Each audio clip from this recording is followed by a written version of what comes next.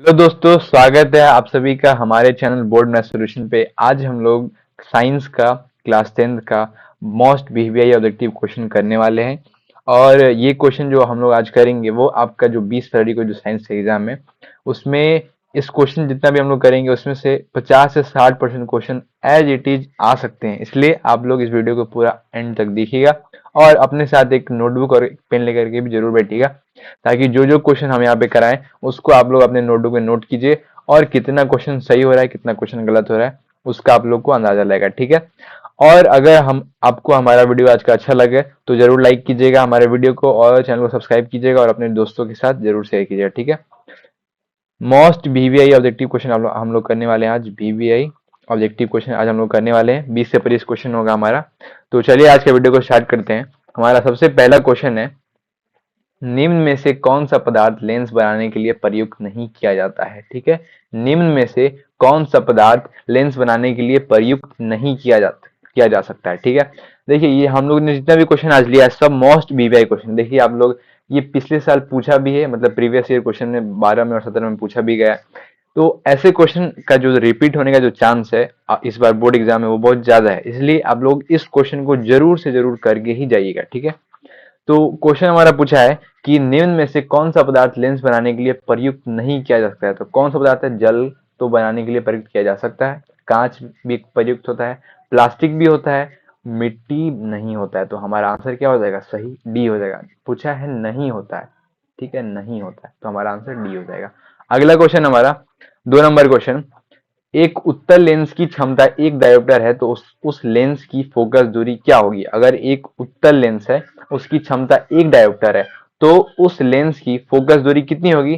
तो वो होगी 100 सेंटीमीटर। कितनी होगी? प्लस, यहाँ पे प्लस 100 सेंटीमीटर। कितनी होगी? Plus 100 centimetre. इसको आप लोग निकाल दीजिएगा फॉर्मूला से जो आप लोग की बुक में दिया हुआ है, आप लोग जो पढ़ा होगा। अभी मैं सिर्फ आपको आंसर बता रहा हूँ और आप लोग अपने कॉपी में इस आंसर को मैच करते जाइएगा और लास्ट में बताइएगा कितना क्वेश्चन आपका सही हुआ कितना क्वेश्चन गलत हुआ। अगला क्वेश्चन हमारा, किसी बिंब का वास्तविक तथा समान साइज का प्रतिबिंब प्राप्त करने के लिए बिंब को उत्तल लेंस के सामने कहाँ रखा जाना चाहिए? देखिए, एक उत्तल लेंस है और एक बिंब है, तो कहाँ रखें कि उसका जो बिंब का जो प्रतिबिंब है वो वास्तविक तथा समान साइज हो। कैसा हो? वास्तविक तथा समान साइज हो। तो जब हम लोग फोकस दूरी की दुगुनी दूरी पर, जहां पे फोकस दूरी होती है वहां से दुगुनी दूरी पर जब हम लोग रखते हैं बिंब को, तो उसका जो प्रतिबिंब है वो वास्तविक तथा समान साइज बनता है। तो कौन सा हमारा ऑप्शन रहेगा? फोकस दूरी दुगुनी दूरी लेंस के मुख्य फोकस पर नहीं, ये तो नहीं होगा। फोकस दूरी की दुगुनी दूरी पर, हाँ ये हो जाएगा हमारा सही आंसर। ठीक है।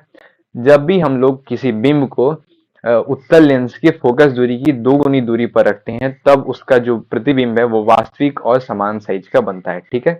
ये हो गया हमारा सही right answer, option number B. अगला क्वेश्चन हमारा 4 नंबर क्वेश्चन, किसी गोलीय दर्पण तथा किसी पतले गोलीय लेंस की फोकस दूरियां -15 सेंटीमीटर है। ठीक है। किसी गोलीय दर्पण तथा गोलीय लेंस, ठीक है, गोलीय दर्पण है और गोलीय लेंस दोनों है, दोनों की फोकस दूरियां कितनी है? -15 सेंटीमीटर। दर्पण तथा लेंस संभवतः है। ठीक है। तो दर्पण और लेंस दोनों क्या है आप लोग को बताना है। दोनों अवतल है कि दोनों उत्तल है, कि दर्पण अवतल है तथा लेंस उत्तल है, कि दर्पण उत्तल है तथा लेंस हमारा क्या है? अवतल है। तो इसका सही आंसर क्या हो जाएगा? दोनों अवतल होंगे तभी जाकर के हमारा जो फोकस दूरियां हैं वो माइनस में आएंगी, और माइनस में भी दोनों बराबर है, -15 सेंटीमीटर। इसलिए वो दोनों जो दर्पण और लेंस हमारा दोनों गोलीय दर्पण कैसा होगा? अवतल होगा। ठीक है।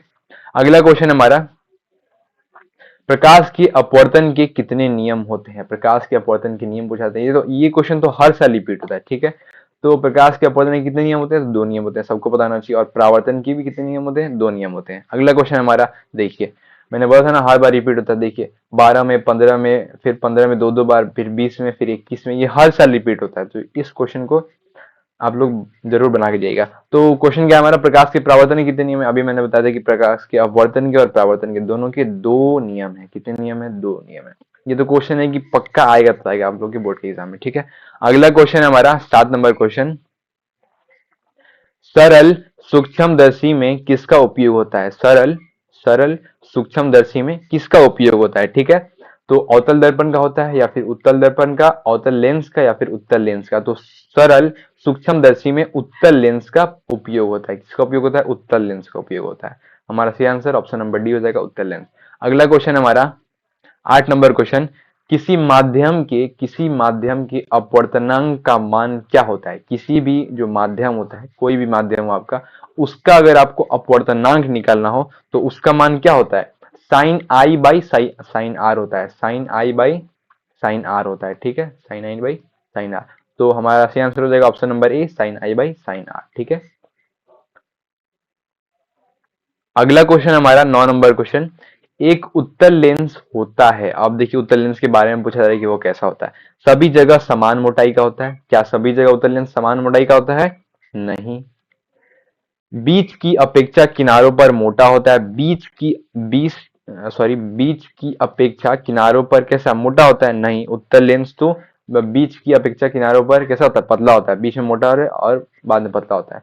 तो हमारा सी आंसर क्या हो जाएगा? ये तो बी गलत है। और सी देखते हैं, किनारों की अपेक्षा बीच में मोटा होता है। हाँ बिल्कुल, उत्तल लेंस हमारा किनारों की अपेक्षा बीच में कैसा होता है? मोटा होता है। बीच में मोटा होता है और किनारों की अपेक्षा बीच में मोटा होता है। और इनमें से कोई नहीं तो होगा नहीं, तो इसका ऑप्शन नंबर सी सही हो जाएगा, किनारों की अपेक्षा बीच में मोटा हो जाएगा, ठीक है। 10 नंबर क्वेश्चन भी वीवीआई क्वेश्चन है, आप लोग मार्क कर लीजिएगा। वीवीआई पूछा गया है कि अवतल लेंस का आवर्धन बराबर होता है, ठीक है। अवतल लेंस का आवर्धन बराबर होता है यू बाई भी के, यू भी के, या फिर यू प्लस बी के, या फिर भी बाई यू पे। लोग कंफ्यूज कहाँ होते हैं बच्चे लोग? यू बाई भी और भी बाई यू पे। तो इसका सही आंसर क्या हो जाएगा अवतल लेंस का आवर्धन का? भी बाई यू हो जाएगा। सही आंसर क्या हो जाएगा? भी बाई यू, यू बाई भी नहीं होगा, ठीक है। अगला क्वेश्चन हमारा 11 नंबर क्वेश्चन है कि गोलीय दर्पण में फोकसांतर एक एवं वक्रता त्रिज्या की बीच संबंध क्या है? गोलीय दर्पण में फोकसांतर एवं वक्रता त्रिज्या के बीच का संबंध क्या है? तो जो हमारा फोकसांतर और वक्रता त्रिज्या होता है आर, उसका जो संबंध होता है आर टू फोकसांतर होता है, ठीक है, 2 × F होता है। तो इसका आंसर क्या हो जाएगा? ऑप्शन नंबर ए, आर बराबर 2F।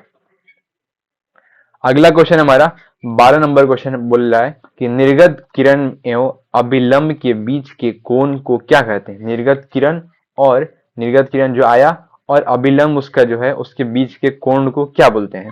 तो उसके बीच के कोण को हम लोग क्या बोलते हैं? निर्गत कोण बोलते हैं। क्या बोलते हैं? निर्गत कोण बोलते हैं, ठीक है।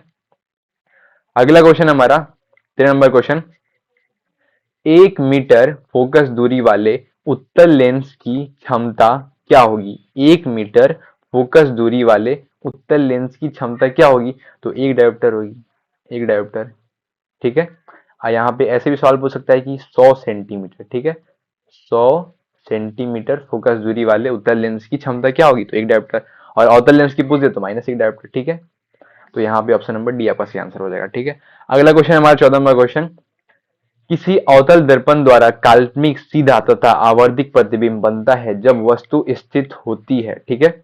जब वस्तु स्थित होती है तो उसका जो प्रतिबिंब है वो काल्पनिक सीधा तथा आवर्धित बनता है। तो ये जब वस्तु स्थित होती है तो उसका प्रतिबिंब बनता है, ऐसा कहाँ बनता है, ठीक है। तो दर्पण तथा उसके फोकस के बीच में, फोकस तथा वक्ता केंद्र के बीच में, या फिर वक्ता केंद्र पर ही, या फिर वक्ता केंद्र से परे। तो 14 का आपका सही आंसर हो जाएगा ऑप्शन नंबर ए, दर्पण तथा उसके फोकस के बीच में, ठीक है। आपका ऐसा जो क्वेश्चन होता है वो आपकी एनसीईआरटी बुक में एक टेबल दिया होगा, उसमें उसमें ऐसा ऐसा आपको नाम दिया जाएगा, उत्तल लेंस और अवतल अवतल दर्पण, और एक साइड लिखा होगा उत्तल दर्पण। तो ये वाला जो टेबल होता है उसमें कहाँ प्रतिबिंब बनता है, तो वो टेबल को आप लोग जरूर याद करके जाइए। उसमें से हर साल क्वेश्चन होता है 2 से 3 क्वेश्चन, ठीक है। वो टेबल को आप लोग जरूर याद करके जान जाइएगा। अगला क्वेश्चन हमारा 15 नंबर क्वेश्चन, किस दर्पण द्वारा प्रतिबिंब सीधा एवं छोटा होता है? अब बताइए। तो ये भी जो हमारा क्वेश्चन है ये यही टेबल से उठाया गया। वो टेबल में आपको सब दिया हुआ है, कहाँ पे प्रतिबिंब बनता है, कैसा होता है, सीधा होता है कि छोटा होता है। अगर वो टेबल आप लोग याद कर लिए तो ऐसा ऐसा क्वेश्चन आप लोग का सब बन जाएगा, ठीक है। पूछा क्या सवाल में, किस दर्पण द्वारा प्रतिबिंब सीधा एवं छोटा होता है? तो किस दर्पण द्वारा होता है? उत्तल दर्पण द्वारा, अवतल दर्पण द्वारा, समतल दर्पण द्वारा, या फिर इनमें से कोई नहीं। तो ऑप्शन नंबर आपका क्या हो जाएगा, ई सही हो जाएगा, उत्तल दर्पण, उत्तल दर्पण सही आंसर हो जाएगा। अगला क्वेश्चन हमारा 16 नंबर और आखिरी क्वेश्चन हमारा, अवतल दर्पण है, अवतल दर्पण कैसा दर्पण है, अभिसारी है, अपसारी है, या फिर अभिसारी तथा अपसारी दोनों है, या फिर इनमें से कोई नहीं है। तो अवतल दर्पण हमारा कैसा होता है, अभिसारी दर्पण होता है। ठीक है, अभिसारी होता है। आज हम लोगों ने 16 क्वेश्चन किया है, और आप लोग कमेंट में जरूर बताइएगा कि आप लोग का 16 क्वेश्चन में से कितना क्वेश्चन सही हुआ और कितना क्वेश्चन गलत हुआ। ठीक है, तो कमेंट में जरूर बताइएगा। और आज हम लोग जितना भी क्वेश्चन किए, ये सब question most VVI objective question था। इस क्वेश्चन को आप लोग बिना बनाए हुए बोर्ड के एग्जाम में आप लोग को नहीं जाना चाहिए। ठीक है, आज की वीडियो में इतना ही, मिलते हैं अगले वीडियो में फिर किसी नए क्वेश्चन के साथ।